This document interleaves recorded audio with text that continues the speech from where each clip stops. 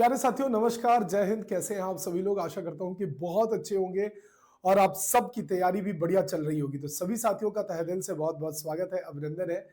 जल्दी से जुड़ जाएंगे मेरे सभी प्यारे साथी, क्योंकि आज हम लोग क्या करने वाले हैं। तो मौर्योत्तर मतलब मौर्योत्तर कह लीजिए, और इसके बाद जो संगम काल है, जो गुप्त काल है, इसके जो प्रश्न बन सकते हैं, उन सभी प्रश्नों को अपने इस क्रम में बहुत शानदार तरीके से पढ़ने वाले हैं। तो एक बार मुझे सभी प्यारे बच्चे बता देंगे कैसे हैं सभी मेरे गुड्डा गुड़िया। नमस्ते नमस्ते नमस्ते सभी को, नमस्कार। हाँ जी, पहला प्रश्न आप सबके स्क्रीन पर है, ध्यान से देखिए और उत्तर करने की कोशिश कीजिएगा कि कर्ण वंश को किस वंश ने हराया था। कर्ण वंश को किस वंश ने हराया था? सातवाहन वंश ने हराया था, शुंग वंश ने हराया था, शक वंश ने हराया था, कुषाण वंश ने हराया था। तो कौन सा वंश था जिसको कर्ण वंश ने हराया था? यह ध्यान रखना। तो आप कहेंगे सातवाहन वंश ने हराया था। किसने हराया था? यह ध्यान रखिएगा, जो सातवाहन वंश है, इन सातवाहन वंश के द्वारा कर्ण वंश को हराया था। यह याद रखना। सातवाहन वंश लगभग 60 ईस्वी के आसपास, ईसा पूर्व के आसपास प्यारे बच्चे, 60 बीसी के आसपास टाइम पीरियड पे सातवाहन वंश था, जिसने लगभग लगभग आपका 225 बीसी तक, 225 ईस्वी तक, ईडी तक आपका शासन किया था। कौन सा? सातवाहन वंश की बात कर रहे हैं। फिर इसे प्यारे बच्चे दक्कन के क्षेत्र में शासन किया था। किस क्षेत्र में? दक्कन क्षेत्र में। दक्कन का क्षेत्र यानी आपका दक्कन का क्षेत्र की बात की जा रही है। तो दक्कन के क्षेत्र का मतलब आपका यह जो गुजरात के नीचे ये वाला रीजन है, महाराष्ट्र वाला रीजन है, ये दक्कन का पठार कहलाता है। इसी क्षेत्र में इसका शासन हुआ था। यह याद रखिएगा अंकिता बेटा, पूजा कुमारी, ठीक है, यह ध्यान रखना। सातवाहन वंश की बात कर रहे हैं प्यारे बच्चे, ठीक है भैया। और आपकी इनकी प्रतिष्ठान राजधानी थी। सातवाहन वंश की जो राजधानी थी, जो कैपिटल थी, वो आपकी क्या थी? प्रतिष्ठान इनकी राजधानी थी। प्रतिष्ठान राजधानी थी, यह ध्यान रखना। क्या राजधानी थी? प्रतिष्ठान राजधानी थी। ध्यान रखना सभी प्यारे बच्चे।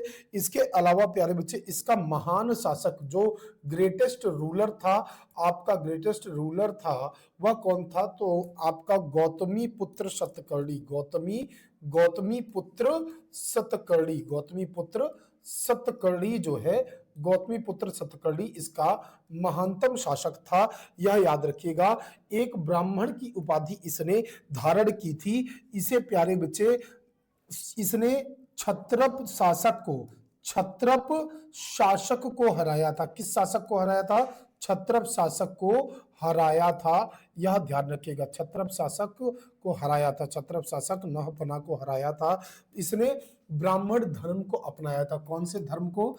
ब्राह्मण, सातवाहन शासक ने ब्राह्मण धर्म अपनाया था। यह याद रखिएगा। तो कौन सा धर्म अपनाया? ब्राह्मण धर्म अपनाया था। यह ध्यान रखना। कौन सा धर्म अपनाया? ब्राह्मण धर्म इन्होंने अपनाया था। यह याद रखना, ठीक है भैया। क्लियर है? हाँ या नहीं? मुझे इतनी बातें बताएंगे। चलो, और शीशे के सिक्के इन्हीं के शासन काल पर चले थे। तो जो शीशे के सिक्के हैं वो किसके शासन काल में चले थे आपसे पूछा जाए तो शीशे के सिक्के इनके शासन काल में चले थे। शीशे के सिक्के चले थे।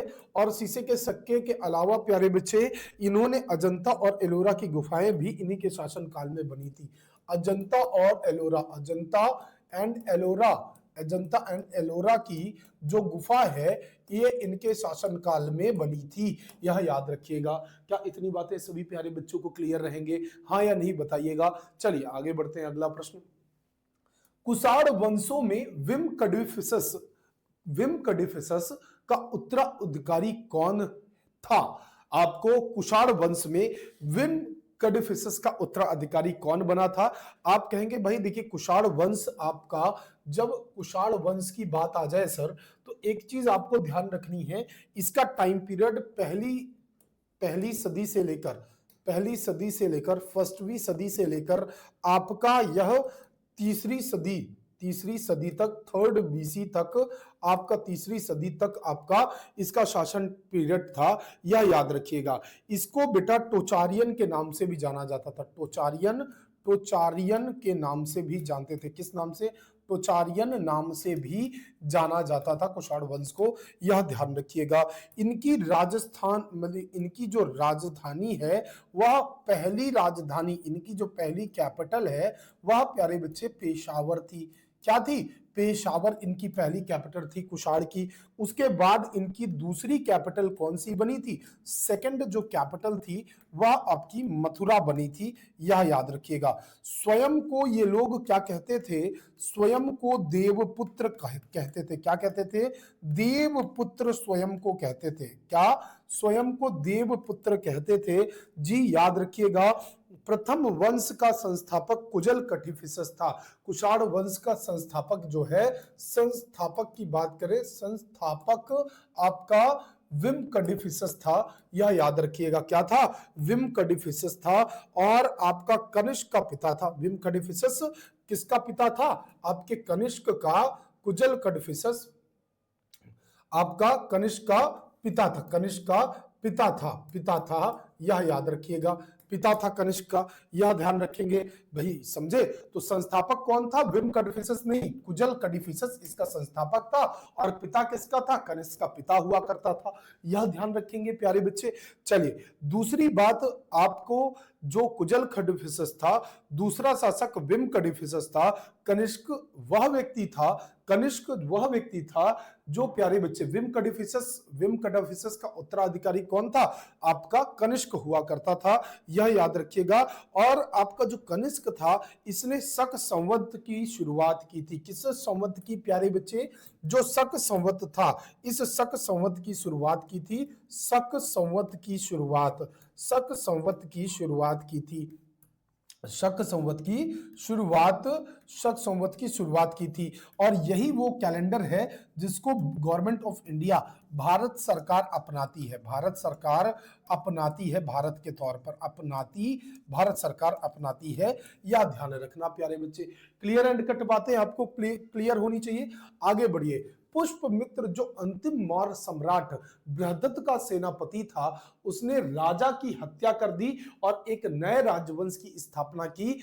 निम्नलिखित में से कौन उसका राजवंश था, यह बताइए। पुष्पमित्र जो आपका अंतिम मौर्य सम्राट बृहदत्त का सेनापति था, उसने राजा की हत्या कर दी और एक नए राजवंश की स्थापना की थी। कौन से राजवंश की स्थापना की थी? इसके संस्थापक शुंग वंश के संस्थापक प्यारे बच्चे कौन था? आपका बृहदत्त, जो कि बृहदत्त का सेनापति था। कौन? पुष्पमित्र। इस पुष्पमित्र ने शुंग वंश की स्थापना की थी। क्या की थी? स्थापना की थी। टाइम पीरियड क्या रहा होगा? शुंग वंश का 185 बीसी से लेकर आपका 73 बीसी तक का, 73 बीसी तक का टाइम पीरियड आपके शुंग वंश का था, यह याद रखिएगा। हिंदू धर्म के यह अनुयायी हुआ करते थे। किसके? हिंदू धर्म के अनुयायी हुआ करते थे। जो हिंदू धर्म था, हिंदू धर्म के अनुयायी हुआ करते थे। धर्म के अनुयायी हुआ करते थे, यह याद रखिएगा। अनुयायी हुआ करते थे कौन? आपके शुंग वंश के शासक, याद रखना। राजधानी इन्होंने जो कैपिटल बनाई थी, यह विदिशा बनाई थी। और विदिशा आप जानते हो कहां पड़ती है? मध्य प्रदेश के अंदर, एमपी के अंदर आपकी विदिशा कैपिटल पड़ती है, जो राजधानी इन्होंने बनाई थी, यह याद रखिएगा। बौद्ध धर्म का भी संरक्षण इन्होंने किया था। इन्हीं का पुत्र था आपका अग्निमित्र प्यारे बच्चे। इनका पुत्र था अग्निमित्र।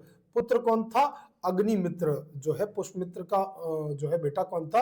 अग्निमित्र जो है, अग्निमित्र पुत्र था। और आपने कालिदास की एक रचना पढ़ी होगी, एक रचना का नाम सुना होगा, मालविकाग्निमित्रम। कालिदास की एक बड़ी फेमस रचना है, कालिदास जी की एक बड़ी फेमस रचना है प्यारे बच्चे, मालविकाग्निमित्रम। इससे इनका संबंध मिलता है, यह याद रखिएगा। उनसे इनका संबंध मिलता है, यह याद रखना जी। ठीक है भैया, चलो चलो आगे बढ़ते हैं। अगला प्रश्न, वासुदेव प्रथम जिसने सोने, दिनार और चौथाई दिनार और तांबे एकल मूल्य वर्ग के सिक्के जारी किए थे। वासुदेव प्रथम जिसने सोने के सिक्के और प्यारे बच्चे तांबे के सिक्के जारी किए थे, वह एक कुषाण वंशी राजा था, हाँ जी, या फिर आपका वाकटक वंशी राजा था, शक वंशी राजा था? बताइए सभी प्यारे बच्चे। वासुदेव प्रथम जिसने सोने और तांबे के सिक्के जारी किए थे। बेटा यदि प्रश्न नहीं बन रहा है, बैच में जो हिस्ट्री की क्लास कराई है एशियंट हिस्ट्री, उसे कर डालिए। आपका एक भी प्रश्न गलत नहीं होगा, यह ध्यान रखिएगा। प्यारे बच्चे, जो ये कुषाण है, यह आपका कुषाण बिल्कुल सही उत्तर हो जाएगा, क्योंकि यह कुषाण वंशी ही शासक थे।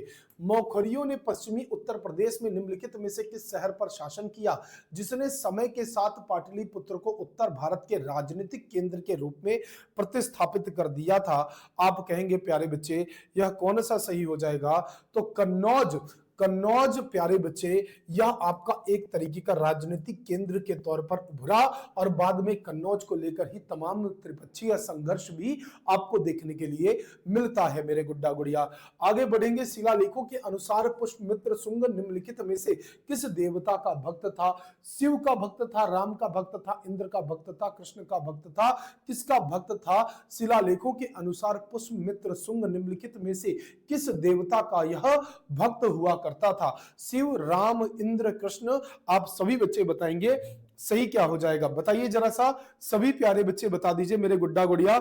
हाँ जी, ठीक है, वेरी गुड। सभी बच्चे बताएंगे कि सही क्या हो जाएगा, सभी मेरे गुड्डा गुड़िया बताएंगे कि हाँ जी सर सही उत्तर क्या हो जाएगा। बहुत बढ़िया। शिव, राम, इंद्र, कृष्ण, आप सभी बताएंगे शिलालेखों के अनुसार जो पुष्यमित्र शुंग है वह निम्नलिखित में से किस देवता के भक्त थे? तो पुष्यमित्र शुंग आपके कृष्ण के भक्त हुआ करते थे, यह याद रखिएगा। निम्नलिखित में से राजवंश शासित क्षेत्र का कौन सा जोड़ा सही सुमेलित है? शक आपके उत्तर पश्चिम उत्तर भारत में शासन करते थे, वाकटक मध्य और पश्चिमी भारत में। ना तो एक ना तो दो सही है, आप बताइएगा जी। शक को बेटा सीथियन के नाम से भी जाना जाता है। किस नाम से? सीथियन के नाम से भी जाना जाता है, और यह आपके उत्तर पश्चिम और उत्तर भारत में ही आए थे, तो बिल्कुल यह सही उत्तर हो जाएगा। और वाकटक मध्य भारत और आपका पश्चिमी भारत में लगभग 250 एडी के आसपास इनका टाइम पीरियड था आपका वाकटकों का, और यह प्यारे बच्चे पश्चिम भारत में शासन करते थे। ब्राह्मण राजा द्वारा इनको स्थापित किया करते थे। जो वाकटक थे, विंध्य शक्ति की बात करूं तो ब्राह्मण राजा थे, तो अर्थात दोनों पहला और दूसरा उत्तर सही हो जाएगा, यह ध्यान रखिएगा मेरे गुड्डा गुड़िया। अगला प्रश्न जो आप सभी के लिए है वह क्या है कि मथुरा कला विद्यालय के संदर्भ में निम्नलिखित में से किस अवधि के दौरान आपका कार्तिकेय, विष्णु और कुबेर जैसे ब्राह्मण देवी देवताओं की कई मूर्तियां खुदी हुई थी? मथुरा कला विद्यालय के संदर्भ में किस अवधि के दौरान प्यारे बच्चे, आप क्या बताएंगे यहां पर सही क्या हो जाएगा? तो कुषाण जो है, कुषाण के टाइम पीरियड की यहां पर कई मूर्तियां खुदी हुई प्राप्त हुई हैं आप सबको कुषाण के टाइम पीरियड के दौरान की। अगला प्रश्न, मौर्योत्तर काल में उत्तर भारत में प्रथम विदेशी शासक कौन था? मौर्योत्तर काल में आपका यहां पर प्रथम विदेशी शासक कौन था? कुषाण था, पार्थियन था, बैक्ट्रियन ग्रीक था? तो आप याद रखिएगा बैक्ट्रियन ग्रीक ही आपका प्रथम विदेशी शासक था जो मौर्योत्तर काल में उत्तर पश्चिम भारत के प्रथम विदेशी शासक के तौर पर उभरा।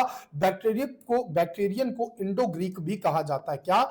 इंडो ग्रीक भी कहा जाता है, यह ध्यान रखिएगा। बैक्ट्रियन को इंडो ग्रीक भी कहा जाता है। यह सबसे प्रसिद्ध शासक इसी टाइम पीरियड में मनेंडर है। कौन है? मेनेंडर, समझे? मनेंद्र का नाम या मनेंडर का नाम समझे, आप सभी जानते हैं, जिन्हें आप लोग हिंदी में मिलिंद के तौर पर जानते हैं, समझे? मिलिंदपन हो, रचना का नाम भी आपने सुना होगा, इसी वजह से ये बहुत फेमस भी हुए। जो नागसेन या नागा अर्जुन द्वारा बौद्ध धर्म में परिवर्तित किए गए थे। किसके द्वारा? आपका चाहे नागा अर्जुन रहे हो, नागा अर्जुन बौद्ध संत थे, नागा अर्जुन के द्वारा नागा अर्जुन द्वारा बौद्ध में कन्वर्ट कर दिया गया था। इन्हें किसमें? बौद्ध धर्म में कन्वर्ट कर दिया गया था नागा अर्जुन के द्वारा, यह याद रखिएगा।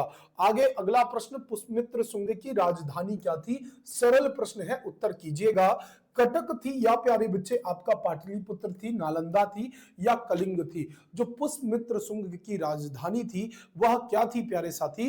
कटक, पाटलिपुत्र, नालंदा या प्यारे बच्चे आपकी कलिंग थी? बताएंगे सभी मेरे गुड्डा गुड़िया कि पुष्यमित्र शुंग की जो राजधानी थी वह क्या थी? बताइए जरा सा, सभी बच्चे बताएंगे सही क्या हो जाएगा, बताइए सभी मेरे गुड्डा गुड़िया बताएंगे। बहुत बढ़िया, ठीक है, एक बार सभी लोग सेशन को शेयर कर देंगे। ठीक है। पुष्यमित्र शुंग की जो राजधानी थी वह कटक थी, पाटलिपुत्र थी, नालंदा थी या कलिंग थी? आप सभी बताएंगे, बताइए जरा सा सही उत्तर क्या हो जाएगा। पुष्यमित्र शुंग की जो राजधानी थी वह आपकी क्या हुआ करती थी? तब आप कहोगे कि सर पुष्यमित्र शुंग की राजधानी पाटलिपुत्र हुआ करती थी। क्या? पाटलिपुत्र हुआ करती थी। पाटलिपुत्र जो कि गंगा और सोन नदी के बीच में स्थित था।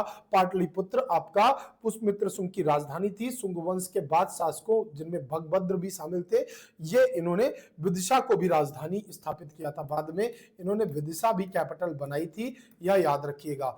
ठीक है, आगे बढ़ते हैं। खारवेल किस वंश का महत्वपूर्ण शासक था? तो खारवेल प्यारे बच्चे, खारवेल आपका कलिंग के कुछ हिस्सों पर शासन हुआ था इन लोगों का, खारवेलों का। या शुंग वंश से था, गुप्त वंश से था या चेदी वंश से था? तब आप कहोगे ये चेदी वंश से था। चेदी वंश आपका पहली शताब्दी ईसा पूर्व में थे, पहली शताब्दी ईसा पूर्व में शासन कर रहे थे। पहली शताब्दी ईसा पूर्व में आपका बीसी में शासन कर रहे थे। कौन से? खारवेल चेदी वंश से चेदी वंश का महान शासक था, याद रखिएगा। और यही खारवेल था, खारवेल शासक जिसने, ये फेमस भी क्यों हुआ? क्योंकि इसने जैन धर्म अपना लिया था। क्या? जैन धर्म अपना लिया था आपका खारवेल शासक, या याद रखिएगा। चेदी वंश की बात कर रहे हैं, चेदी वंश ने, खारवेल ने आपका जो जैन धर्म था प्यारे बच्चे, इस जैन धर्म को इसने अपना लिया था, या याद रखिएगा। ठीक है भैया, क्लियर एंड कट बातें आपको पता होनी चाहिए। चलिए, बहुत सुंदर सी बात है, इतनी बातें आप सबको क्लियर होनी चाहिए। ठीक है, साथ जो है हाथी गुम्फा की गुफा वगैरह यहां पर हमको मिलती है। जैन भिक्षुओं का रक्षक, मगध का विजेता और कलिंग की संपत्ति का पुनर्स्थापक अगर किसे कहा जाता है तो वह खारवेल को ही कहा जाता है, जो कि आपका चेदी वंश से रिलेटेड था। किस वंश से? चेदी वंश से रिलेटेड था प्यारे बच्चे। अगला प्रश्न, निम्नलिखित कुषाण राजाओं में से कौन कुषाण वंश का संस्थापक था? निम्नलिखित कुषाण राजाओं में से कौन कुषाण वंश का संस्थापक था? वासुदेव, विम कडिफिसस, कुजुल कडिफिसस, हुवेस्कुद। तो आप कहेंगे कुजुल कडिफिसस जो है यह आपका संस्थापक था। और प्यारे बच्चे, कुषाण जो राजा कनिष्क था कुषाण वंश का, यह सबसे महानतम शासकों में से एक था प्यारे साथियों, यह ध्यान रखना। अगला प्रश्न आपके लिए, कुषाण वंश के बारे में निम्नलिखित में से कौन सा कथन आपका गलत है? जो कुषाण वंश है उसके बारे में कौन सा कथन आपके लिए गलत है, आपको यह बताना है। तो प्रथम बौद्ध संगीति का आयोजन किसने किया था? जी बताइए, क्या यह कथन गलत है या सही है? आपको बताना है कुषाण वंश के बारे में कौन सा कथन आपका गलत है, यह आपको बताना है। मौर्योत्तर काल में कुषाण एक प्रमुख शासक समूह थे, बिल्कुल सही बात है। आपका जो प्रथम बौद्ध संगीति का आयोजन कनिष्क ने किया था? नहीं जी, पहली बौद्ध संगीति का जो है आयोजन अजात शत्रु के द्वारा किया गया था। किसके द्वारा? अजात शत्रु के द्वारा संरक्षण किया गया था, यह याद रखिएगा प्यारे बच्चे। तो इस प्रकार से आपका बी ऑप्शन गलत हो जाता है, और आप तो बी गलत ऑप्शन ही ढूंढ रहे थे, तो बाकी पढ़ लीजिए। कई कुषाण शासकों ने देवपुत्र या भगवान का पुत्र खुद को कहा है उपाधि भी अपनाई थी, और बुद्ध चरित्र के लेखक अश्व घोष कनिष्क के दरबारी कवि हुआ करते थे। यह प्रश्न भी आपके लिए बिल्कुल सही हो जाता है, यह ध्यान रखिएगा प्यारे बच्चों। आगे बढ़ते हैं। निम्नलिखित में से किस शासक को सातवाहन वंश का सबसे महान राजा माना जाता है और उसे शक, यवन और आपका पहलवों का विनाशक भी बताया जाता है? यज्ञ श्री शतकर्णी को, हाल को, या गौतमी पुत्र शतकर्णी को, या आपके सिमुख को? प्यारे बच्चे, शासक को सातवाहन वंश का सबसे महान राजा माना जाता है, शक, यवन और पहलवों का विनाशक भी बताया जाता है। आप कहेंगे भाई देखिए सीधी सी बात है, यह आपका जो यज्ञश्री शतकर्णी है या गौतमी पुत्र शतकर्णी है, तो सातवाहन वंश का सबसे महान राजा गौतमी पुत्र शतकर्णी है, अभी मैंने आपको बताया भी था। और प्यारे बच्चे, शक, यवन और पहलवों का विनाशक भी अगर किसी को कहा जाता है तो गौतमी पुत्र शतकर्णी को शक, यवन और पहलवों का विनाशक भी बताया जाता है, यह बात याद रखेंगे प्यारे बच्चे। चलिए आगे बढ़िए। अगला प्रश्न, अमरावती कला विद्यालय का विकास डैश के संरक्षण में किया गया था? चोल, चेर, सातवाहन, या प्यारे बच्चे आपका पलाश? बताइए, अमरावती कला विद्यालय के विकास का डैश संरक्षण किया गया था, किसके द्वारा? आप कहोगे चोल के द्वारा, चेर के द्वारा, किसके द्वारा आपका संरक्षण किया गया था? आपके अमरावती कला विद्यालय विकास के संरक्षण किसके द्वारा किया गया था? सातवाहनों के द्वारा संरक्षण किया गया था। किसके द्वारा प्यारे बच्चे? सातवाहनों के द्वारा संरक्षण किया गया था। लगभग 2000 वर्ष पहले डैश कुषाणों की दूसरी राजधानी बनी थी। तो अभी मैंने बताया था पहली पेशावर और दूसरी आपकी मथुरा बनी थी। राजधानी जो कैपिटल थी वह आपकी दूसरी कौन सी बनी थी? मथुरा बनी थी। यह याद रखिएगा। पहली आपका पुरुषपुर जिसे बाद में प्यारे बच्चे पुरुषपुर को ही प्यारे बच्चे पेशावर कहा जाने लग गया था। पुरुषपुर को पेशावर कहा जाने लग गया था। और यह प्यारे बच्चे पहली कैपिटल थी, फर्स्ट कैपिटल थी, एंड ये आपकी सेकंड कैपिटल थी। ये सेकंड आपकी कैपिटल थी। यह बात याद रखिएगा। चलिए ठीक है भैया। इसने जो आपका कुषाण भारत में सबसे पहले व्यापक सोने के सिक्के चलाने वाले, जारी करने वाले शासक थे। सोने के सिक्के व्यापक तौर से चलाए थे किन्होंने? तो कुषाणों ने व्यापक सोने के सिक्के चलाए थे। व्यापक ज्यादा मात्रा में सोने के सिक्के चलाए थे। किसने? सोने के सिक्के चलाए थे। व्यापक सोने के सिक्के चलाए थे। किसने चलाए थे बेटा? तो व्यापक सोने के सिक्के चलाए थे। कुषाणों ने व्यापक सोने के सिक्के चलाए थे। यह बात याद रखना। आगे बढ़ते हैं भाई। निम्नलिखित में से कौन कुषाण वंश का शासक नहीं था? कौन कुषाण वंश का शासक नहीं था? तो बेटा देखो आपको यह क्षत्रप शासक कौन था? क्षत्रप शासक जो है नहपना था, जिसे गौतमी पुत्र सतकर्णी ने हराया था। किसने? गौतमी पुत्र सतकर्णी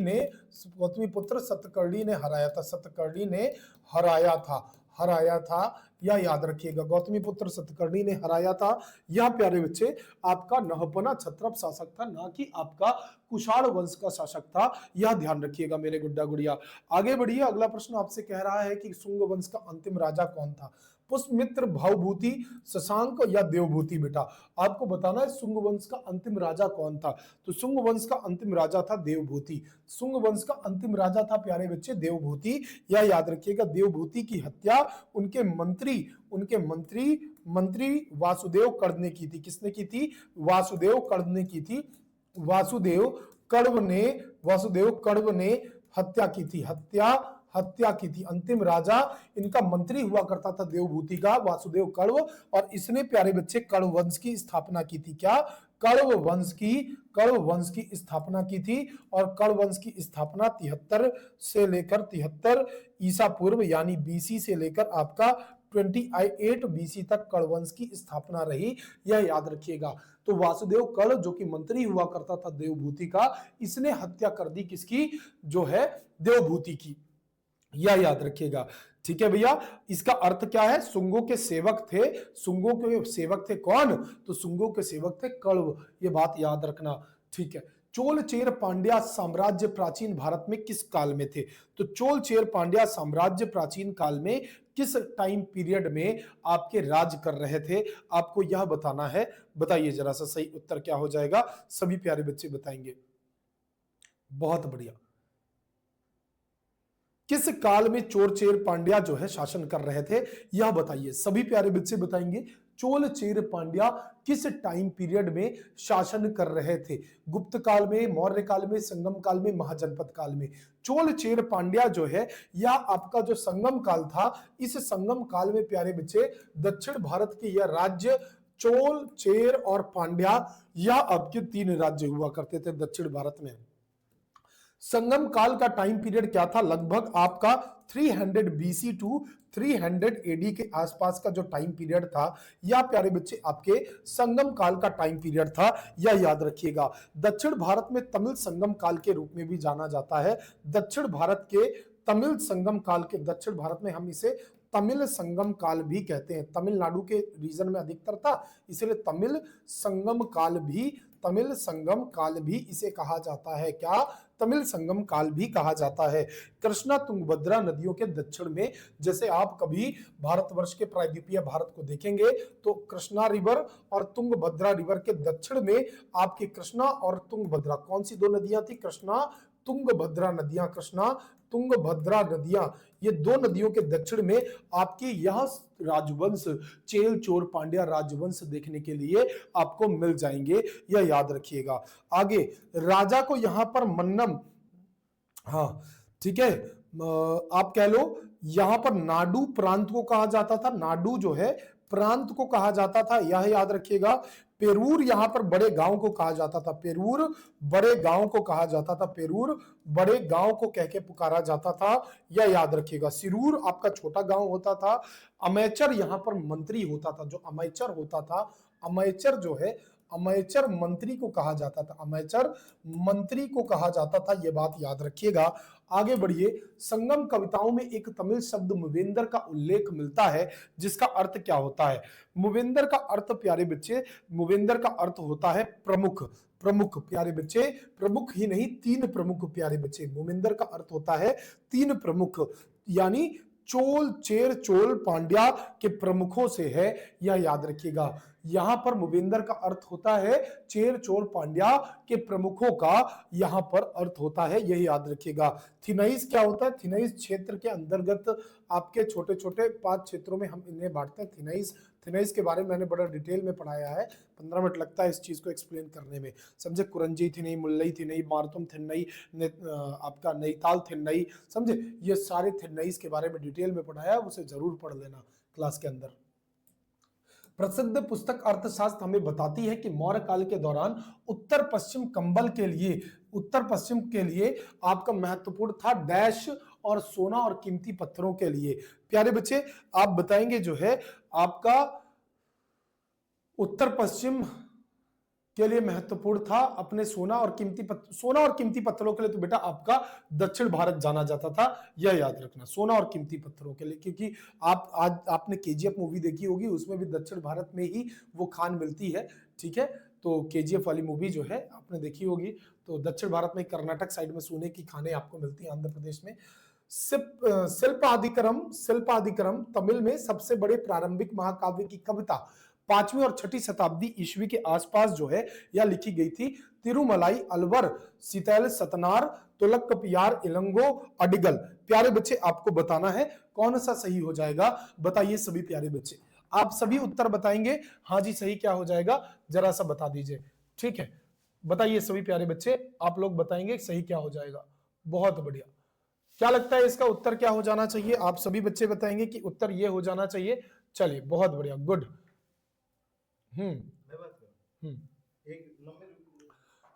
तिरुमलई अलवर सीतले सतनार तुलक्कपियार इंग्लो Adigal, which one is the right answer? तब आप कहेंगे जो इलंगो अदिगल है यह आपका बिल्कुल सही उत्तर हो जाएगा, यह याद रखिएगा। तो आपका शिल्पाधिकरम तमिल में सबसे प्रारंभिक महाकाव्य है, यह आपको याद रखना है। इंग्लो अदिगल जो है यह सही उत्तर हो जाएगा, ठीक है भैया। यह कोवलन और उनकी पत्नी कनग्गी की जो है कथा है, या कोवलन और उनकी पत्नी, कोवलन और उनकी पत्नी, कोवलन और उनकी पत्नी, कोवलम और उनकी पत्नी की जो है कथा इसके अंदर जो है बताई गई है जी। माधवी उनकी एक दासी थी, उनकी मतलब कोवलम और उनकी दासी जो है उन दोनों की प्रेम कहानी के बारे में यहाँ वर्णन मिलता है, और आपका इंग्लो अडिगल में, और यहाँ पर जो है माधवी कोवलन और माधवी की प्रेम कहानी के बारे में पता चलता है। और उसके बाद जो कनग्गी है, जो इनकी वाइफ होती है, उसको वो वापस स्वीकार कर लेती हैं, और उनकी इसी पवित्रता के कारण आज उन्हें भी पवित्रता की देवी के तौर पर पूजा जाता है, यह याद रखिएगा, ठीक है भैया। आगे बढ़ते हैं। निम्नलिखित में से कौन सा पादप जगत का उपसमूह नहीं है? पादप जगत का उपसमूह नहीं है, कौन सा बताइएगा? हाथी, बाघ, भेड़िया, घोड़ा। आप सभी बताएंगे कि हाथी, बाघ, भेड़िया, घोड़ा, निम्नलिखित में से कौन सा पादप जगत का उपसमूह नहीं है? बताइए जरा, हाथी, बाघ, भेड़िया, घोड़ा।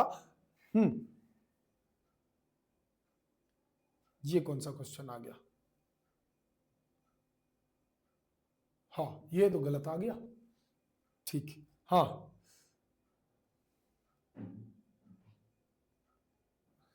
ये तो गलत ही क्वेश्चन आ गया, बायोलॉजी का आ गया।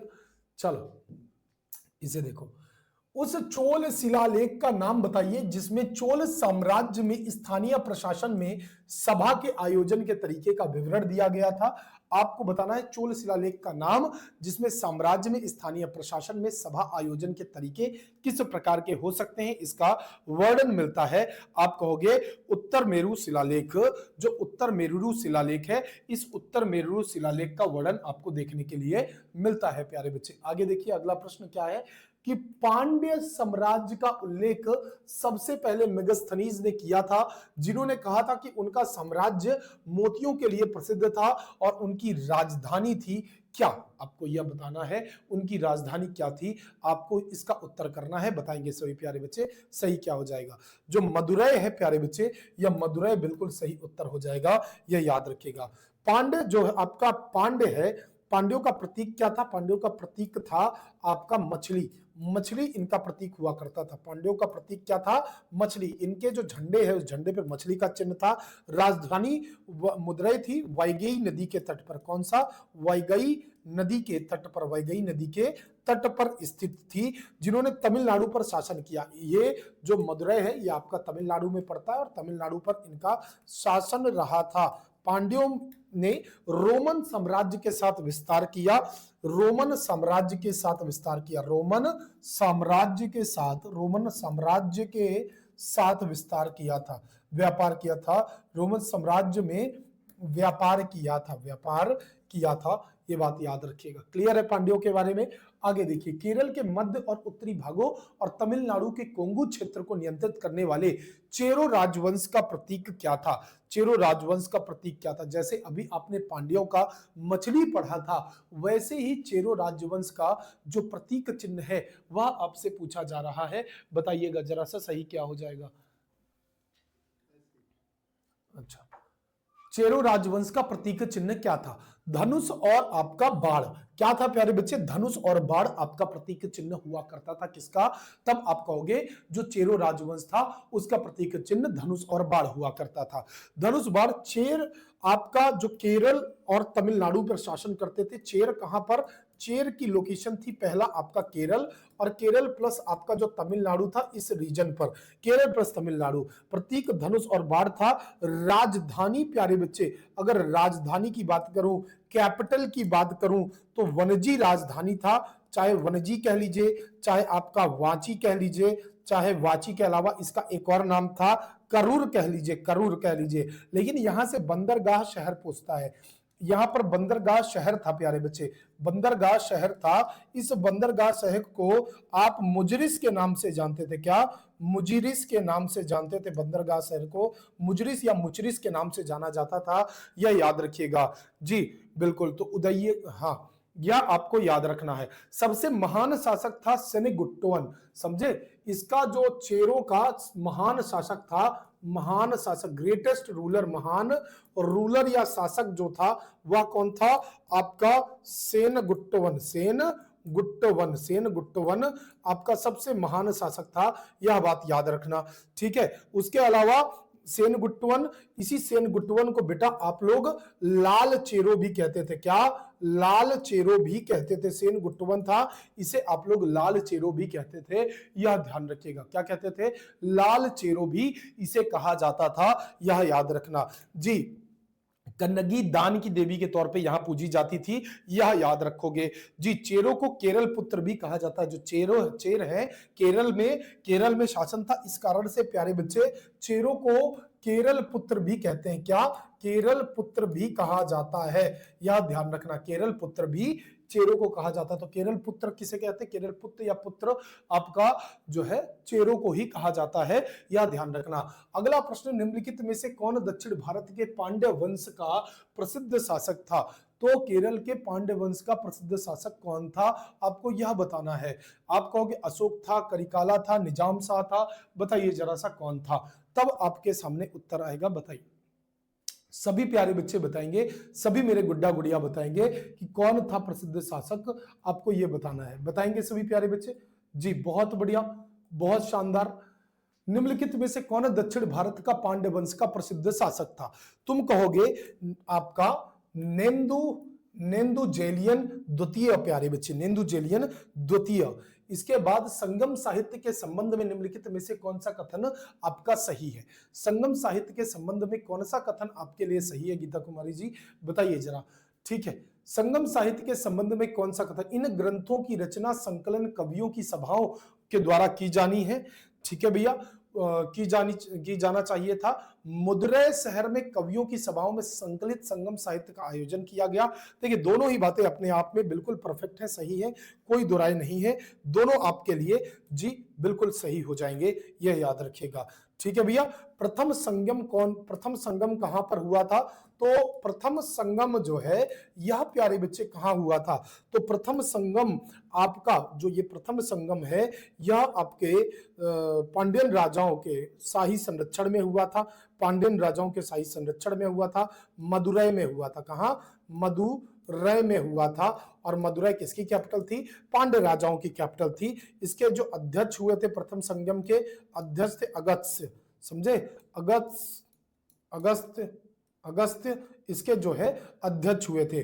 दूसरा जो संगम था प्यारे बच्चे, यह आपका दूसरा संगम जो सेकंड संगम था यह आपका कपाड़पुरम में हुआ था। और इसके अध्यक्ष थे कौन? तो इसके अध्यक्ष थे आपका तोलका पयार, समझे?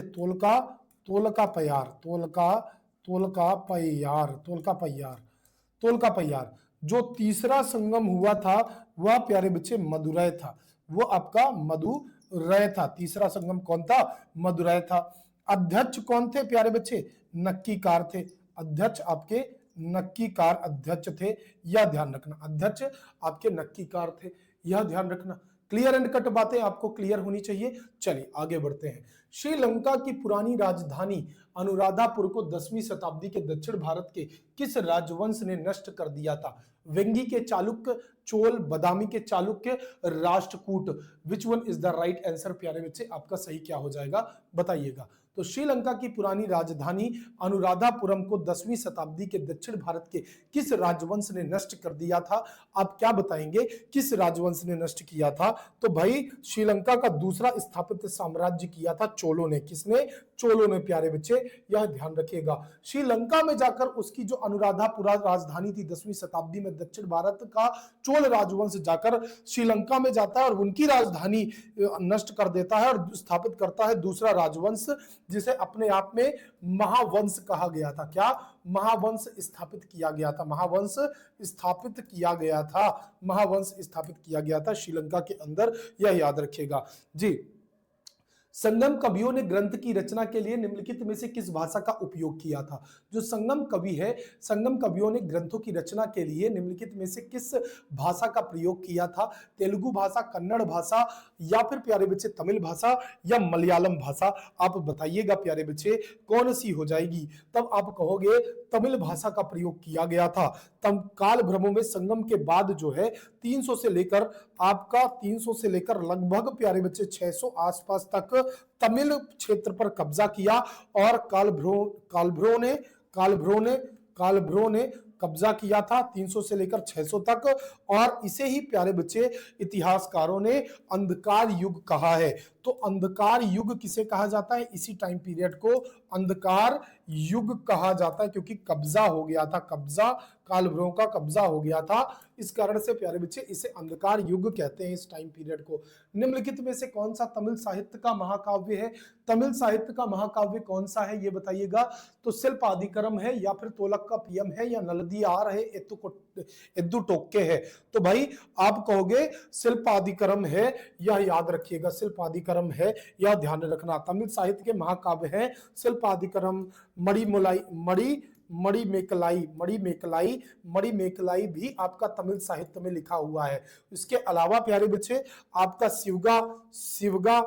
शिवगा है, समझे? शिवगा है, वलयापथी है, समझे? वलयापथी है। उसके अलावा कुंडल केशी है। सब के सब तमिल साहित्य के उदाहरण है। किसके उदाहरण है? तमिल साहित्य के उदाहरण है। यह बात याद रखना। किसके उदाहरण है प्यारे बच्चे? तमिल साहित्य के उदाहरण है, यह ध्यान रखना। मैं मानता हूं आज टॉपिक थोड़ा टिपिकल हो रहा है, लेकिन पढ़ना तो पड़ेगा। निम्नलिखित में से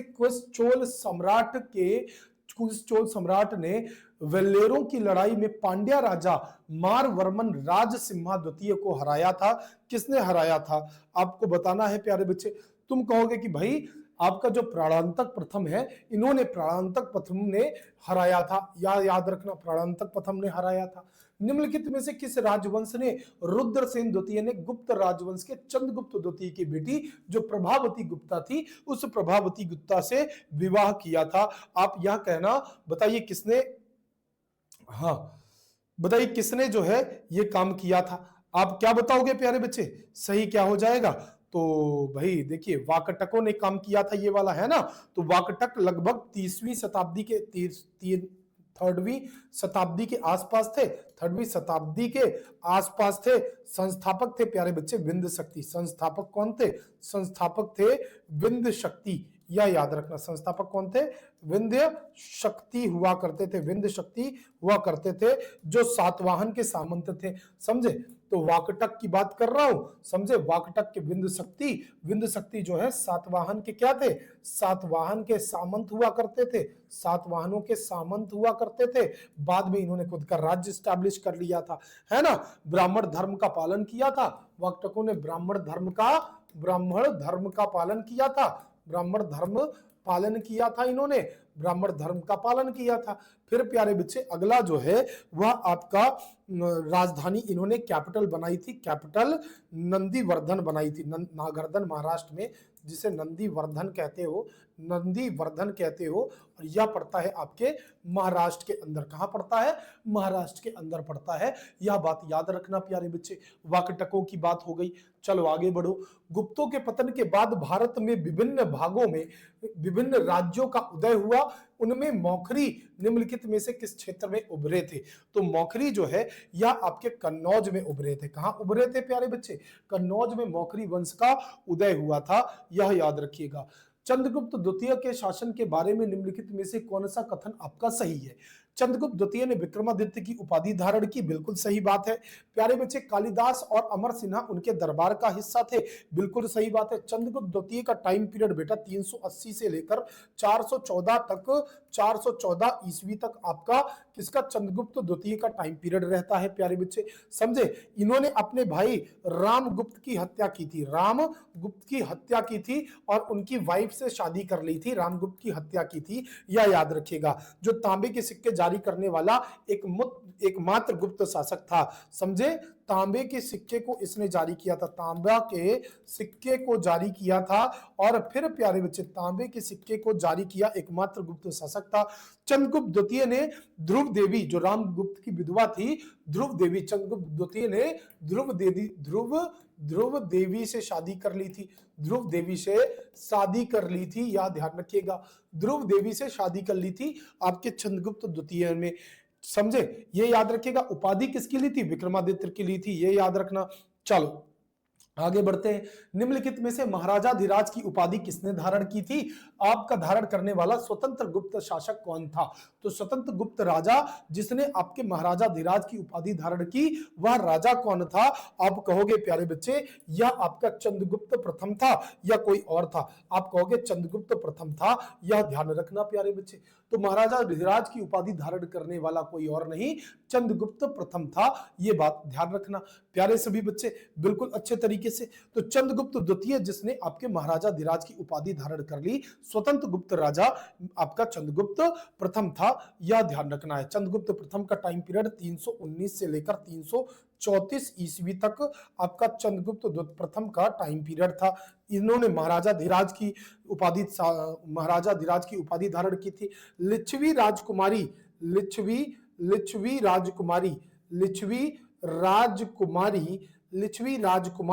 से शादी रचाई थी इन्होंने, नाम था कुमार देवी। नाम क्या था? कुमार देवी से शादी की थी, कुमार देवी से शादी की थी, ये याद रखिएगा, समझे। स्वर्ण मुद्राएं इन्होंने चलाई थी। इसने शुरुआत में गुप्त संवत की शुरुआत की थी। गुप्त संवत की जैसे शक संवत की शुरुआत हुई थी, वैसे गुप्त संवत की शुरुआत 319-20 में गुप्त संवत की शुरुआत हुई और प्यारे बच्चे इसने स्वर्ण मुद्रा चलाई, स्वर्ण मुद्रा चलाई थी, स्वर्ण मुद्रा चलाई थी। और स्वर्ण मुद्रा भी प्यारे बच्चे ऐसे कि इसने दिनार नाम दिया था। क्या? दिनार नाम दिया था। ये मुगलों का नाम दिया हुआ नहीं है दिनार, दिनार आपका गुप्तों का नाम दिया हुआ है, यह याद रखिएगा प्यारे बच्चे।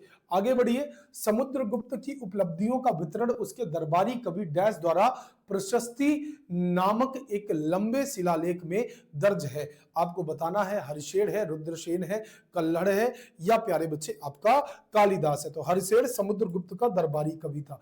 हरिशेर जो है यह समुद्रगुप्त का दरबारी कवि था, यह ध्यान रखना। हरिशेर कौन था? समुद्रगुप्त का दरबारी कवि था। प्रयाग प्रशस्ति, प्रयाग प्रयाग प्रशस्ति जो है, यह प्रयाग प्रशस्ति, प्रयाग प्रशस्ति का नाम आपने सुना होगा। इलाहाबाद का जो स्तंभ शिलालेख है, इलाहाबाद का जो स्तंभ शिलालेख है, स्तंभ, इलाहाबाद का स्तंभ शिलालेख है, इसकी बात कर रहा हूं। इलाहाबाद का स्तंभ शिलालेख जो है, इसको ध्यान रखना कि इलाहाबाद का जो स्तंभ शिलालेख है इसमें समुद्रगुप्त का वर्णन मिलता है। समुद्रगुप्त का वर्णन मिलता है, समुद्रगुप्त का वर्णन मिलता है, समुद्रगुप्त का वर्णन मिलता है, यह याद रखिएगा। समुद्रगुप्त का वर्णन मिलता है, समझे? यह याद रखना, ठीक है भैया। चलो, समुद्रगुप्त का वर्णन मिलता है, उसके सारे विजय अभियान के बारे में यहां पर प्यारे बच्चे चर्चा मिलती है, यह ध्यान रखिएगा। आगे बढ़िए। बाघ गुफाओं की चित्रकारी निम्नलिखित में से किस काल की है? जो बाघ गुफाओं की चित्रकारी है यह निम्नलिखित में से किस काल की है? आप क्या बताएंगे कि बाघ गुफाओं की चित्रकारी मौखरी की है, या चोलों की है, मौर्यों की है, गुप्तों की है? बाघ गुफाओं की जो चित्रकारी है वह किस काल की है? बताइए जरा सभी मेरे गुड्डा गुड़िया बताएंगे कि बाघ गुफाओं की जो चित्रकारी है वह आपके किस काल की है, आपको यह बताना है। मौखरी है, चोल है, मौर्य है, गुप्त है, आपको बताना है। तो भाई सीधी सी बात है, गुप्त काल की है, आपको यह ध्यान रखना है। कौन से काल की है? गुप्त काल की है। गुप्त काल में संस्थापक गुप्तों का कौन था? संस्थापक की बात की जाए तो संस्थापक था प्यारे बच्चे श्रीगुप्त, श्रीगुप्त नाम था, श्रीगुप्त संस्थापक था, समझे? जिनके उत्तराधिकारी उनके पुत्र घटोत्कच थे। पुत्र जो है इनके पुत्र कौन थे? घटोत्कच थे, यह याद रखिएगा। घटोत्कच इनके पुत्र हुआ करते थे। बाघ गुफा चित्रकला जो है यह मध्य प्रदेश के धार जिले में मिलती है, समझे? बाघ गुफा मध्य प्रदेश के एमपी के धार जिले में मिलती है। कौन से जिले में? धार डिस्ट्रिक्ट जो है, धार डिस्ट्रिक्ट है, इस धार डिस्ट्रिक्ट में मिलती है प्यारे बच्चे, यह ध्यान रखिएगा। ठीक है गुड्डा गुड़िया, चले इतनी बातें समझ में आई। आगे बढ़िए। अगला प्रश्न, वाकटक वंश का सीधा संबंध किस गुप्त सम्राट से था? जो वाकटक वंश है, इस वाकटक वंश का संबंध किस गुप्त सम्राट से था, आपको यह बताना है। तब आप कहेंगे कि यह चंद्रगुप्त द्वितीय से संबंध था। किससे संबंध था? चंद्रगुप्त द्वितीय से संबंध था, यह याद रखिएगा जी। सती प्रथा का पहला अभिलेख उदाहरण किस काल में मिलता है? मौखरी वंश में, वर्धन वंश में, सातवाहन वंश में, या फिर आपका गुप्त वंश में? आपको यह बताना है। तो भाई मौखरी वंश का पहला अभिलेख जी। अब इसका आंसर आप लोग ऐप में दीजिए, सभी लोग, मैं देख रहा हूं, ठीक है? चलिए बताइए जरा सा, मौखरी वंश का उल्लेख जो है यह कहां मिलता है? बताइए सभी प्यारे बच्चे, ठीक है?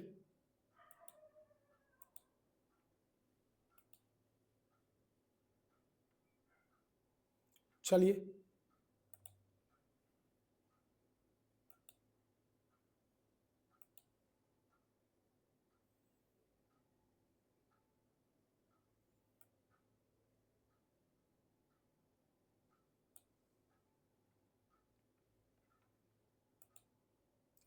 बताइए सभी प्यारे बच्चे, मौखरी वंश का जो उल्लेख है यह कहां मिलता है? आप सभी बताएंगे मेरे गुड्डा गुड़िया।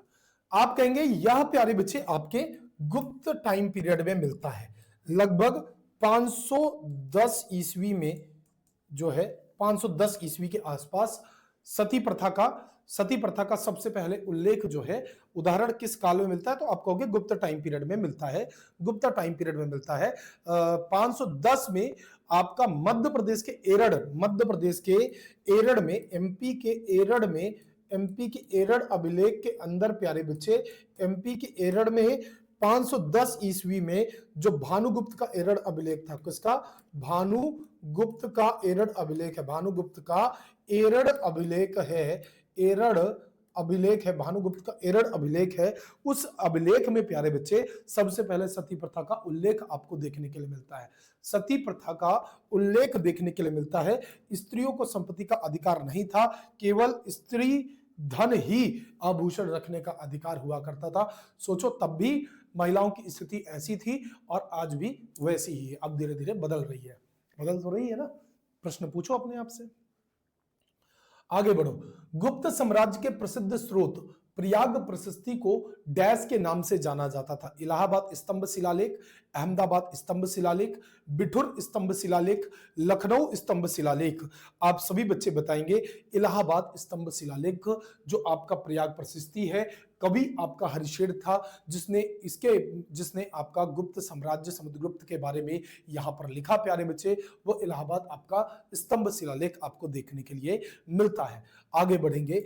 आपका गुप्त युग की शुरुआत का श्रेय किसे दिया जाता है? समुद्रगुप्त, चंद्रगुप्त द्वितीय को, कुमारगुप्त को, चंद्रगुप्त प्रथम को। तो प्यारे बच्चे आपका गुप्त युग की शुरुआत का श्रेय आपके चंद्रगुप्त प्रथम को दिया जाता है, यह याद रखिएगा। अमर सिंह डैश के दरबार के प्रमुख व्यक्तियों में से एक थे, तो नवरत्न हुआ करते थे चंद्रगुप्त द्वितीय के। क्या हुआ करते थे? नवरत्न हुआ करते थे, नवरत्न हुआ करते थे। उसमें प्यारे बच्चे आपके अमर सिंह भी एक व्यक्ति थे, यह याद रखिएगा। अमर सिंह, उसके अलावा प्यारे बच्चे आपके कालिदास, प्रमुख व्यक्तियों के नाम बता दूं। कालिदास हो गया, धनवंतरी का नाम आपने सुना होगा, धनवंतरी का नाम सुना होगा, धनवंतरी प्रमुख व्यक्तियों में से एक थे। वराह मिहिर भी इसी नवरत्नों में से एक हुआ करते थे। वराह मिहिर, हरिशेर जो है, हरिशेर भी यही हुआ करते थे, हरिशेर भी यही हुआ करते थे, यह ध्यान रखिएगा। डैश काल को भारतीय इतिहास का स्वर्ण युग कहा जाता है, डैश काल को भारतीय इतिहास का स्वर्ण युग कहा जाता है, बताइए। सज्जन कुमार मंडल जी बताएंगे सभी प्यारे बच्चे, डैश काल को भारतीय इतिहास का स्वर्ण युग कहा जाता है। आप कहेंगे भाई जो चंद्रगुप्त है, मतलब गुप्त काल को भारत का स्वर्ण युग कहा जाता है, गोल्डन पीरियड, गोल्डन एरा कहा जाता है। चंद्रगुप्त द्वितीय के दरबार में निम्नलिखित नवरत्नों में से किसने मंत्र शास्त्र लिखा था? तो आप जानते हो कालिदास वगैरह ने तो प्यारे बच्चे आपका अभिज्ञान शकुंतलम हो गया, माल्क विकाग्न मित्रम, रघुवंशम, मेघदूत, कुमार संभव, ये सारे जो आपके काव्य है, ऋतु संहार जैसे, उन सबकी रचना की थी। लेकिन जो बेताल भट्ट है, इन्होंने आपका मंत्र शास्त्र की रचना की थी, मंत्र शास्त्र की रचना की थी, यह याद रखिएगा। किसकी? मंत्र शास्त्र की रचना की थी। यह अमर सिंह ने अमरकोश संस्कृत व्याकरण लिखा था, समझे। अमर सिंह ने अमरकोश संस्कृत व्याकरण, जिसे आप संस्कृत व्याकरण जानते हैं, उसकी रचना की थी। डैश के पुत्र और उत्तराधिकारी कुमारगुप्त प्रथम का शासनकाल शांतिपूर्ण और सापेक्ष निष्क्रियता का था। शांतिपूर्ण और सापेक्ष निष्क्रियता का किसका शासनकाल था? आप कहोगे चंद्रगुप्त द्वितीय का शासनकाल सापेक्ष निष्क्रियता का था, यह याद रखिएगा। कुमारगुप्त प्रथम, आपका जो कुमारगुप्त प्रथम है, यह आपका कुमारगुप्त प्रथम और का शासनकाल डैश के पुत्र और उत्तराधिकारी कुमारगुप्त प्रथम का, तो चंद्रगुप्त द्वितीय का जो है पुत्र था कुमारगुप्त, इनका शासनकाल शांतिपूर्ण था। कुमारगुप्त का टाइम पीरियड 415 से लेके 455 ईस्वी तक आपको देखने के लिए मिलता है। इन्होंने महेंद्रादित्य की उपाधि ली थी, महेंद्रादित्य की उपाधि ली थी। इन्होंने जो उपाधि ली, जो टाइटल लिया, वो महेंद्रादित्य की उपाधि ली थी, यह बात याद रखिएगा प्यारे बच्चे। आगे बढ़िए। किस राजा को उसके सिक्कों पर वीणा वादक के रूप में दिखाया जाता है? किस राजा को उसके सिक्कों पर वीणा वादक के रूप में दिखाया जाता है, यह बताइए। अशोक, समुद्रगुप्त, चंद्रगुप्त, आपका जो है समुद्रगुप्त, चंद्रगुप्त प्रथम। तो समुद्रगुप्त को प्यारे बच्चे वीणा वादक के रूप पे जो शासक है उसको दिखाया जाता है। टाइम पीरियड था 335 से लेके 380 ईस्वी के आसपास का जो टाइम पीरियड था, यह समुद्रगुप्त का टाइम पीरियड था। यह सबसे महान और सबसे शक्तिशाली राजा हुआ करता था। और प्यारे बच्चे, गुप्त वंश का, इसे ही भारत का नेपोलियन कहते हैं, क्योंकि इसने एक भी युद्ध हारा नहीं। भारत का नेपोलियन कहते हैं, भारत का नेपोलियन इन्हें कहा जाता, नेपोलियन, भारत का नेपोलियन कहा जाता, क्योंकि एक भी युद्ध ये हारे नहीं थे, यह ध्यान रखिएगा। शकों पर विजय के बाद निम्नलिखित में से किसने विक्रमादित्य की उपाधि धारण की थी? चंद्रगुप्त प्रथम ने, स्कंदगुप्त ने, चंद्रगुप्त द्वितीय ने, कुमारगुप्त प्रथम ने। बताइए, शकों पर विजय के बाद निम्नलिखित में से किसने विक्रमादित्य की जो उपाधि थी वह प्यारे बच्चे आपकी धारण की थी? तो आप कहोगे कि भाई देखो सीधी सी बात है, शकों पर विजय के बाद जो है विक्रमादित्य की उपाधि चंद्रगुप्त प्रथम ने धारण की थी। किसने? चंद्रगुप्त प्रथम ने। आपका शकों पर विजय के बाद प्यारे बच्चे चंद्रगुप्त प्रथम ने या चंद्रगुप्त द्वितीय ने? तब आप कहोगे कि भाई यहां पर जो है चंद्रगुप्त द्वितीय ने उपाधि धारण की थी। किसने? चंद्रगुप्त द्वितीय ने उपाधि धारण की थी, यह याद रखेगा। चंद्रगुप्त द्वितीय ने उपाधि धारण की थी, यह याद रखना। विक्रमादित्य की उपाधि शकों पर विजय के बाद इन्होंने धारण की थी, यह याद रखिएगा। ठीक है भैया, चलो। निम्नलिखित में से गुप्त शासक घटोत्कच का उत्तराधिकारी कौन बना था? तो चंद्रगुप्त जो है प्रथम बना था, चंद्रगुप्त प्रथम बना था, यह याद रखिएगा। दिल्ली में प्रसिद्ध लौह स्तंभ का निर्माण किस वंश के शासक के द्वारा कराया गया? तो आपका गुप्त वंश के शासक जो महरौली का स्तंभ, महरौली का आपका जो है स्तंभ है, इस लौह स्तंभ का, महरौली वाला लौह स्तंभ, महरौली वाला लौह स्तंभ है, इसका गुप्त शासकों ने निर्माण कराया था। दिल्ली का महरौली का स्तंभ है, इसको चंद्रगुप्त द्वितीय ने बनवाया था। किसने बनवाया था? सीजी चंद्रगुप्त सेकंड ने, सीजी द्वितीय ने, चंद्रगुप्त सेकंड ने इसका निर्माण कराया था, यह ध्यान रखना। निम्नलिखित में से कौन सा पद कवि हरिशेर ने नहीं संभाला था? कौन सा पद आपका कवि हरिशेर ने नहीं संभाला था? तो हरिशेर ने महादंड नायक का पद भी संभाला था, समझे, मुख्य न्यायिक अधिकारी का पद यानी महादंड नायक का पद संभाला था। आपका जो कुमार मत्य है यानी आपका प्रांतीय मंत्री का पद भी संभाला था।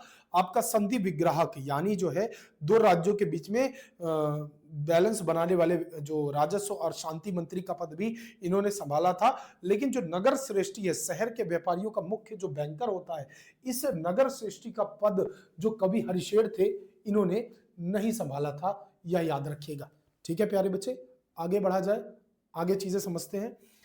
फाहियान ने अपनी घर वापसी की यात्रा निम्नलिखित में से किस भारतीय राज्य से शुरू की थी? फाहियान ने अपनी घर वापसी की यात्रा निम्नलिखित में से किस भारतीय राज्य ने शुरू की थी? आप ये कहिएगा तो आपका सही क्या हो जाएगा? जो बंगाल है प्यारे बच्चे, या बंगाल सही उत्तर हो जाएगा। फाहियान ने अपनी वापसी यात्रा बंगाल से शुरू की थी। वह एक चीनी बौद्ध भिक्षु थे जो कि चौथी शताब्दी के आसपास भारत आए थे, चौथी शताब्दी के आसपास भारत आए थे, यह याद रखिएगा। तो वापसी की यात्रा इन्होंने बंगाल से स्टार्ट की थी फाहियान, समझे। कौन से? चीनी बौद्ध भिक्षु थे। कौन से? चीनी बौद्ध भिक्षु थे, यह याद रखिएगा। फाहियान कौन थे? तो चीनी बौद्ध भिक्षु थे, चीनी बौद्ध भिक्षु थे, बौद्ध भिक्षु थे, यह याद रखिएगा। चीनी बौद्ध भिक्षु थे। क्लियर एंड कट बातें आपको पता होनी चाहिए। आगे बढ़िए भाई। जुआन जांग और अन्य तीर्थार्थियों ने नालंदा में अध्ययन करने में समय बिताया जो सबसे प्रसिद्ध बौद्ध मठ है, जो निम्नलिखित में से किस भारतीय राज्य में स्थित है? आप कहेंगे भाई देखिए, आपका जुआन और जांग ने आपका बिहार में स्थित आपका जो मठ है प्यारे बच्चे, यहां पर इसने अपना क्या, बिहार में स्थित अपना जो नालंदा महाविहार था, इसी नालंदा महाविहार में अपना समय बिताया था। नालंदा महाविहार में अपना टाइम पीरियड बिताया था, ये याद रखिएगा। समुद्रगुप्त की माता निम्नलिखित में से किस गढ़ से संबंधित थी? समुद्रगुप्त की माता बेटा आपके लिच्छवी से संबंधित थी, यह याद रखिएगा। लिच्छवी राजकुमारी कुमार देवी, लिच्छवी राजकुमारी आपकी कुमार देवी थी, कुमार देवी थी प्यारे बच्चे, समुद्रगुप्त की माता हुआ करती थी, समझे। लिच्छवी राजकुमारी की पुत्र थे समुद्रगुप्त, महान शासक हुए। गुप्त वंश के शासक समुद्रगुप्त ने निम्नलिखित में से कौन सी उपाधि धारण करी? तो भाई कविराज की उपाधि जो है इन्होंने धारण करी थी। किसकी? कविराज की उपाधि धारण की थी। गुप्त प्रशासन के संदर्भ में विधि शब्द का तात्पर्य क्या है? जो विधि शब्द है, इस विधि शब्द का तात्पर्य क्या है? तो विधि शब्द का तात्पर्य होता है प्रशासनिक इकाई बेटा, प्रशासनिक इकाई, ये याद रखिएगा जी।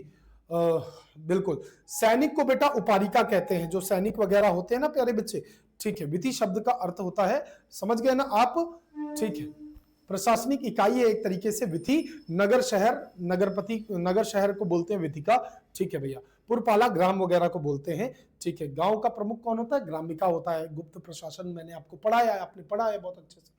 निम्नलिखित में से किस गुप्त शासक ने लिच्छवी वंश की लड़की से विवाह किया था? समुद्रगुप्त, श्रीगुप्त, चंद्रगुप्त, रामगुप्त। आप कहोगे चंद्रगुप्त प्रथम प्यारे बच्चे, चंद्रगुप्त प्रथम, यह ध्यान रखिएगा, चंद्रगुप्त प्रथम।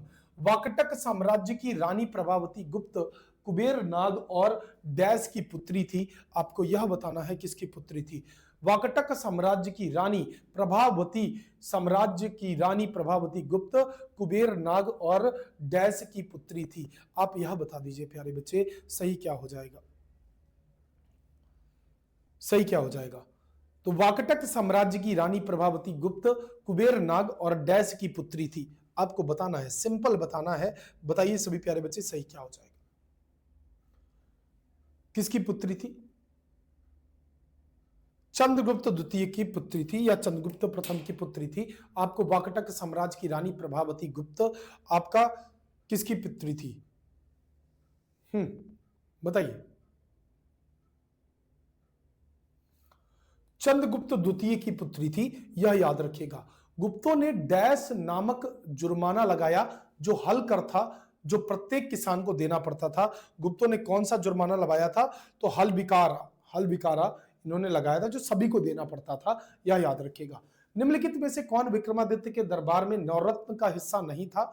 सूरदास, छपड़क या वरुचि या कालिदास? आप बताएंगे सभी प्यारे बच्चे। क्या निम्नलिखित में से विक्रमादित्य के दरबार में नवरत्न का हिस्सा कौन नहीं था? आप कहेंगे सूरदास नहीं थे।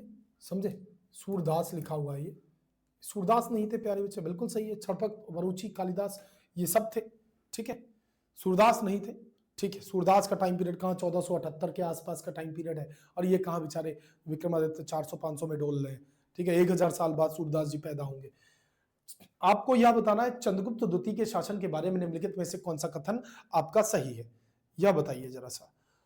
चंद्रगुप्त द्वितीय ने विक्रमादित्य की उपाधि धारण की, कालिदास और अमर सिंह के दरबार उनमें उनका हिस्सा थे, तो बिल्कुल दोनों बातें सही है। डी ऑप्शन बिल्कुल करेक्ट हो जाएगा, दोनों बातें सही है। गुप्त काल में सोने के सिक्कों को किन नामों से पुकारा जाता था? रूपक, टंका, नाटक, दिनार। दिनार मैंने आपको बताया था, जो सोने के सिक्के हैं वो दिनार चालू किए गए थे, यह ध्यान रखिएगा। क्लियर एंड कट, आपको क्लियर होना चाहिए। चलिए लास्ट क्वेश्चन देखिए, क्योंकि इतने ही इस टॉपिक के क्वेश्चन थे जो आपके लिए इंपॉर्टेंट थे और मैंने लिए थे, ठीक प्यारे बच्चे। तो लास्ट खत्म है, इसके बाद कोई क्वेश्चन नहीं है, ठीक। निम्नलिखित में से कौन गुप्त शासक था, यह बताइए। विम कडफिसस, विक्रमादित्य, घनानंद या कनिष्क? यही आपका होमवर्क क्वेश्चन है प्यारे बच्चे, जिसे आपको बताना है कल क्लास में आते ही सबसे पहले, ठीक। ढूंढिएगा कौन है कौन नहीं है, ठीक है प्यारे बच्चों। चलिए, तो कॉन्टिन्यूअस क्लास चलती रहेगी आपकी। अभी चाहे आपका रोज रात 8 बजे वापस क्लास अपनी स्टार्ट हो गई है, बहुत दिन से गैप थे। अपने दोस्तों मित्रों को बता देना, ठीक है। कल मरणोत्तर काल वगैरह, मतलब मरणोत्तर कह रहा हूं, कल गुप्तोत्तर काल से स्टार्ट करेंगे, फिर आगे की ओर हम लोग जाएंगे, ठीक है। त्रिपक्षीय संघर्ष वगैरह कल के लेक्चर्स में हम लोग कंप्लीट कर लेंगे, ठीक है। गुड नाइट सभी लोग, सो जाइए, समय हो गया है, ठीक है। Thank you so much.